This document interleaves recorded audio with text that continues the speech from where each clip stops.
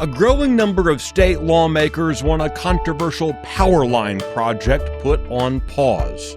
This is Thursday, May 14th, 2026. Texas Scorecard presents the day's first news for the Lone Star State. The Texas Minute, with your host, Michael Quinn Sullivan. Welcome into this Thursday edition of the Texas Minute. If you get the Texas Minute on YouTube or a podcasting app, please give it a rating and leave a review. Of course, it would also be great if you introduced us to your friends and family. Now let's jump into today's news. Attorney General Ken Paxton is threatening legal action against Dallas County Sheriff Miriam Brown over her refusal to pursue a formal cooperation agreement with U.S. Immigration and Customs Enforcement. In a letter he sent on Wednesday, Paxton accused Brown of openly defying a new Texas law requiring county sheriffs who operate jails to seek and enter into a cooperation agreement with ICE.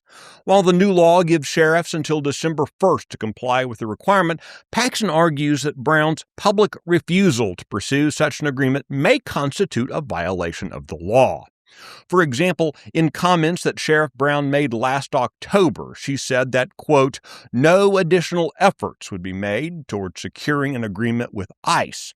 Since then, Paxton says Dallas County has failed to report any attempts to negotiate or secure a required agreement.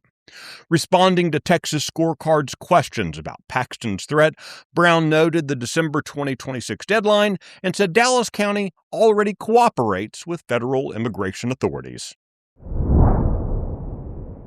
In a new letter, 25 state lawmakers are requesting a meeting with the Public Utility Commission of Texas about the proposed construction of three 765 kilovolt transmission lines from East Texas into the energy-rich Permian Basin.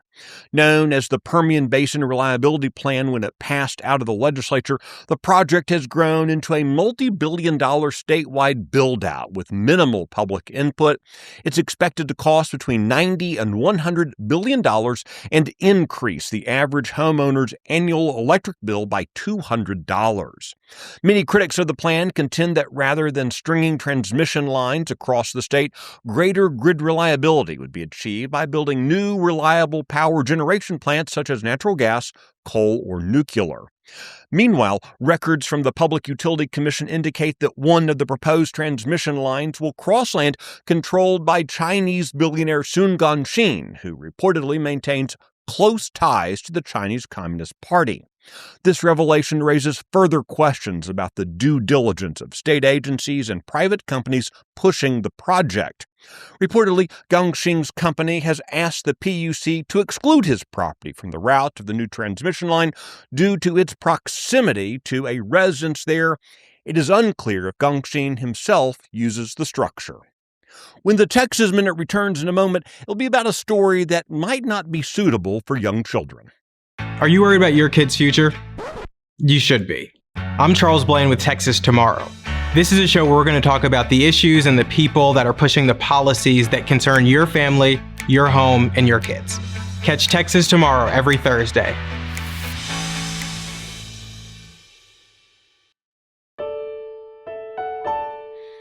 A third teacher in the Carrollton Farmers Branch Independent School District has been arrested for a sex crime.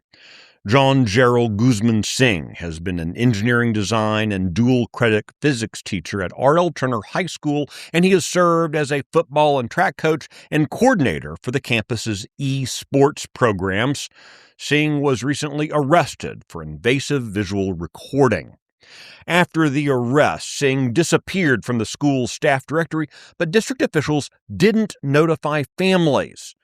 A district spokeswoman declined to say when or even if Singh had been placed on leave or if he was fired or resigned, directing Texas Scorecard to file a public information request. The State Board for Educator Certification is scheduled to consider a temporary suspension of Singh's teaching certificate during a special meeting on Friday. Two other Carrollton Farmers Branch Independent School District teachers have been arrested for child sex crimes involving students this spring. Those include a middle school ESL teacher and a high school theater teacher. Parents, no matter where you live, you should be asking questions about the hiring process in your school district. You can keep up with the latest news impacting the Lone Star State by visiting TexasScorecard.com. This edition of the Texas Minute was produced by Nick Shepard and based on the original reporting of Brandon Waltons, Robert Montoya, and Aaron Anderson. I look forward to seeing you out around the Lone Star State. Now, go make it a great day.